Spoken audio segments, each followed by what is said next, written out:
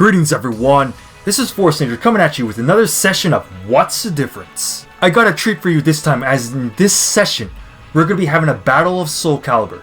Yes, we're going to be taking a look at SoulCalibur 6 versus SoulCalibur 2 to answer the simple question of, what's the difference? I originally wanted to look at SoulCalibur 6 and SoulCalibur 5, but unfortunately, I don't have any way to be able to record SoulCalibur 5 footage, so SoulCalibur 2 is going to be a substitute in its place, so we're going to be going back a bit old school.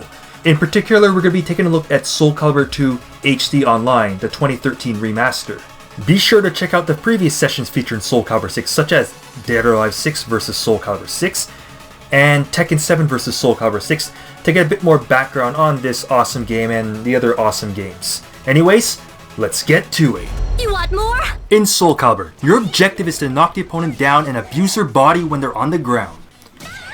Okay, Zhanghua, I'll go over the real differences now. Should I just do a Crybaby compilation?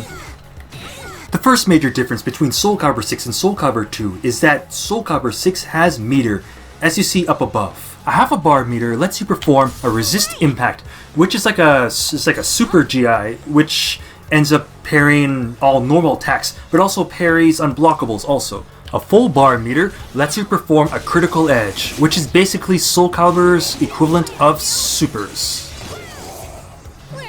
You can also use a full bar meter to perform what's called a soul charge, which is new to SoulCalibur 6, which basically makes you a Super Saiyan and allows you to basically just abuse your opponent with buttons. An alternative technique to perform a soul charge with your meter is to perform what's called a soul attack, which is performed by 236 A plus B plus K, or quarter circle forward A plus B plus K. It's basically just an offensive way to enter into soul charge, as opposed to basically using the get off me form, which is back A plus B plus K. SoulCalibur 6 also has a guard stamina meter, which is basically just your health bar, which changes color as you take guard damage from strong moves. It goes from yellow red, then eventually gets broken, and then you can do a big combo on your opponent.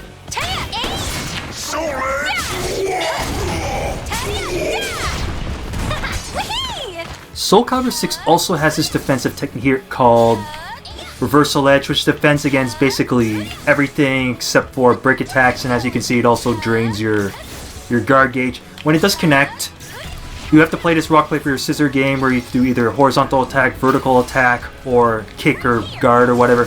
And basically, whoever tries from it basically gets to dunk on their opponent.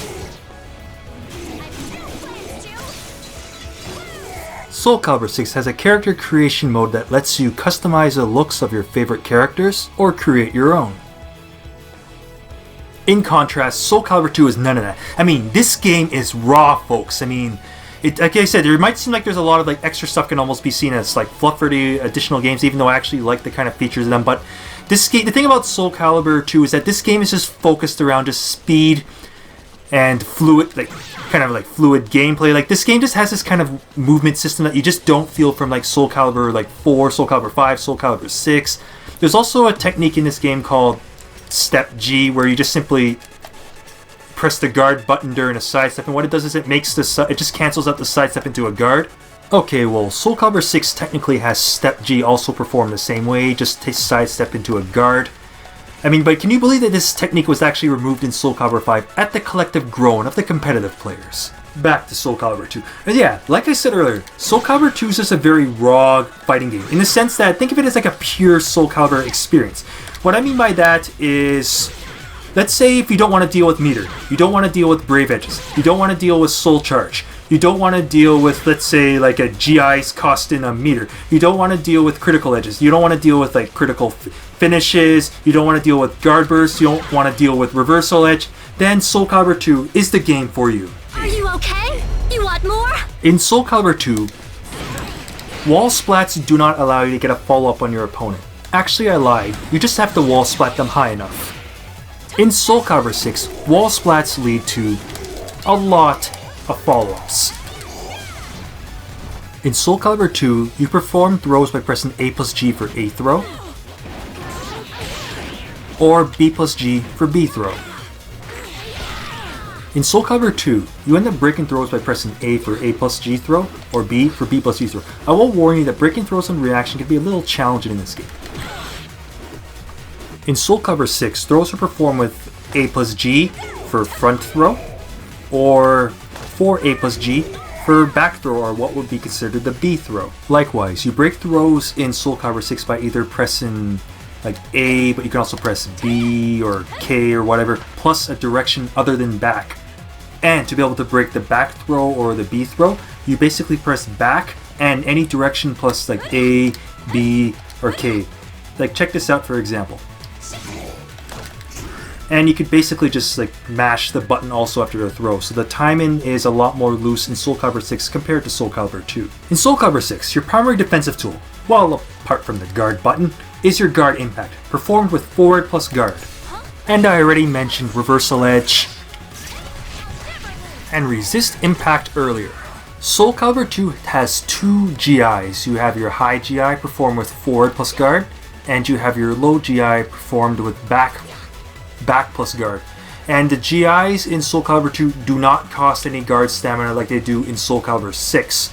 But another thing also to keep in mind is that your guard impacts actually cover two areas. Like your forward one covers highs and mids, and your back one covers mids and lows.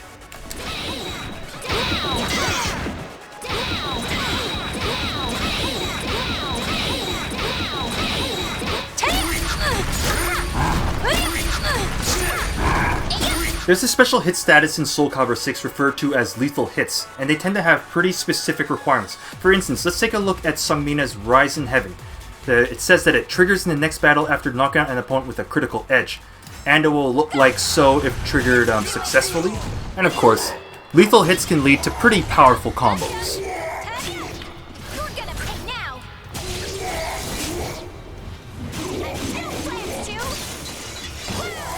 SoulCalibur 6 has an excellent mission mode called Libra of Souls, and as you see right here, it has numerous chapters, there's numerous quests that you can also do, and there's also a relatively good tutorial mode that basically goes over quite a bit of what you need to know just for getting you up to speed in SoulCalibur 6. It's referred to as Drona's Dojo, and it is only accessed in the Libra of Soul mode.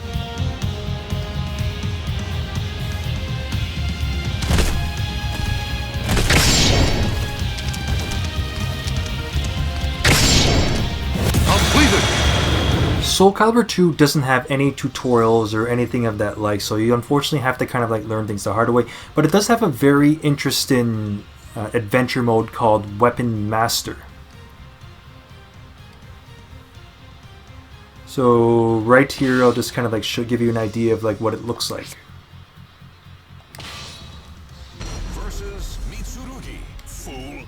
A hero desires a sword, and a sword desires truth. You're pissing me off. Fine. I accept your challenge. Final battle. Fight.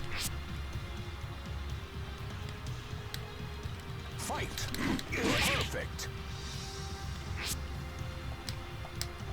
Fight.